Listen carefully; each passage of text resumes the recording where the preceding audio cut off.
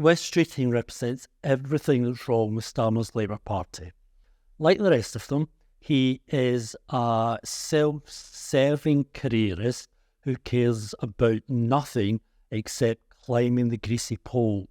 The problem is, and I think in his heart of hearts he knows it, he's got neither the ability or the talent to climb that greasy pole on his own merit.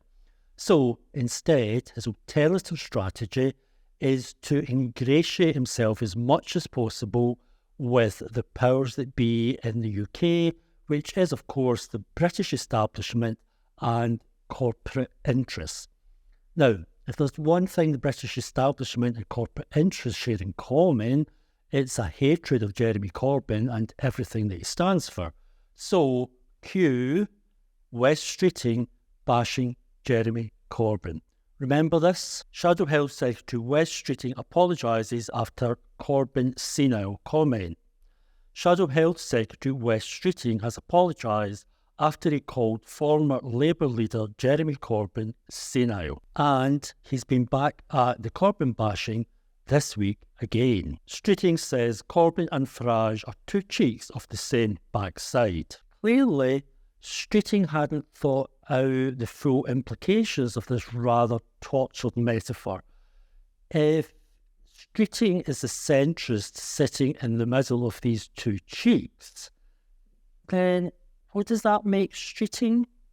More to the point, Streeting's juxtapositioning of a lifelong anti-racist campaigner with a lifelong racist was absolutely patently absurd and ridiculous. So absurd, in fact, was this comparison, it turned the spotlight on Streeting himself, because the comment showed up just really how immature, how callous, and how shallow he really is as both a man and a politician.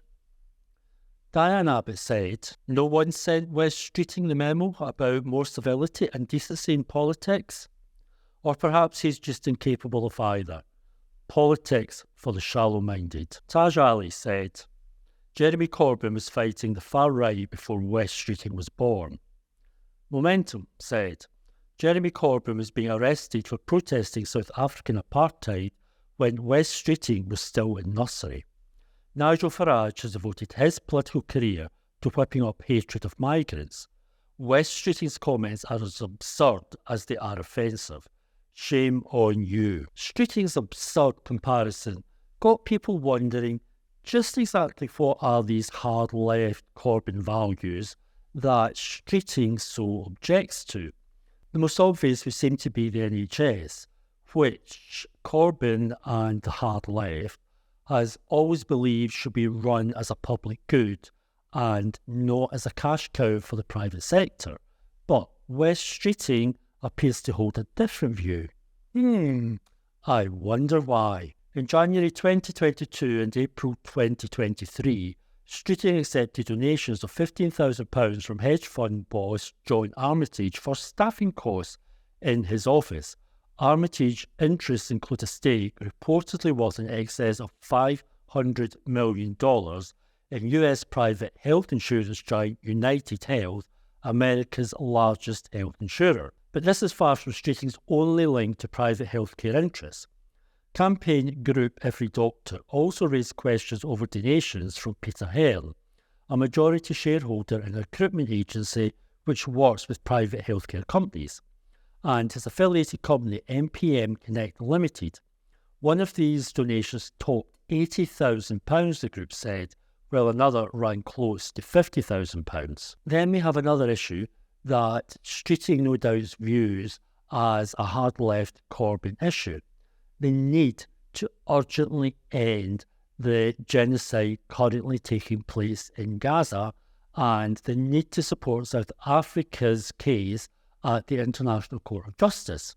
However, Streeting, in his own words, thinks this is just a distraction. He apparently claims that he wants a ceasefire, but strangely, when he was offered the opportunity to vote for a ceasefire in the House of Commons, he decided to abstain. On Gaza, you rejected the idea of a ceasefire. The South Africans have gone to the International Court of Justice in pursuit of a ruling which would have that effect. Dave Cameron's told me this morning he thinks that's just wrong. Do you agree? I think it's a distraction from what needs to happen, which is the diplomatic heavy lifting to bring about an end to this conflict. You know, respect the International Court of Justice. It's for them to make decisions and judgments in relation to South Africa. But you don't think it's wrong for the South Africans really to raise this issue? It's a matter for the South African government. They're perfectly entitled to. The ICJ needs to hear their application and weigh up the evidence. But I actually think the priority here has got to be trying to get to where we were actually some months ago now, which is a humanitarian pause in fighting and the diplomatic heavy lifting to bring about the conditions for a sustainable ceasefire, which is what we all want to see. But perhaps the most damning result of Streeting's puerile attack on Jeremy Corbyn was that it highlighted a very simple and obvious fact. Starmer's Labour Party shares far more in common with Farage than Jeremy Corbyn has ever done.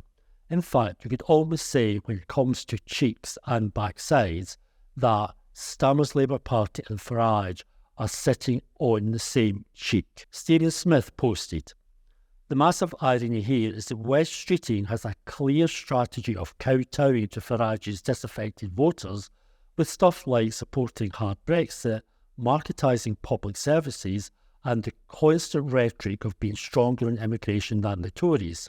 Corbyn, not so much. As Owen Jones puts it, Starmer's Labour backs a hard Brexit, declares the UK has lost control of its borders, indulges anti-migrant and anti-refugee rhetoric, opposes tax hikes on the rich, wants more NHS privatisation, backs Israel's massacre, all positions backed by Farage. If there ever was a political own goal, it's been Streeting's recent attack on Jeremy Corbyn. However, the good news is if you really don't want to vote for the Farage Tribute Act that Starmer's Labour has turned into, there is now an alternative. Red Bridge Community Action Group. We are delighted to announce our independent PPC for the Ilford North seat is the inspirational Leanne Mohammed. As Steve Powell puts it, shaking off fleas was how a Labour source described resignations over its support for Israel's bombardment of Gaza. Now the fleas are biting back. Leanne Mohammed is standing against Wes Streeting. And if you live in that constituency, I think you know what you need to do. Please like the video and subscribe to the channel and help support left-wing voices on social media, and chat soon.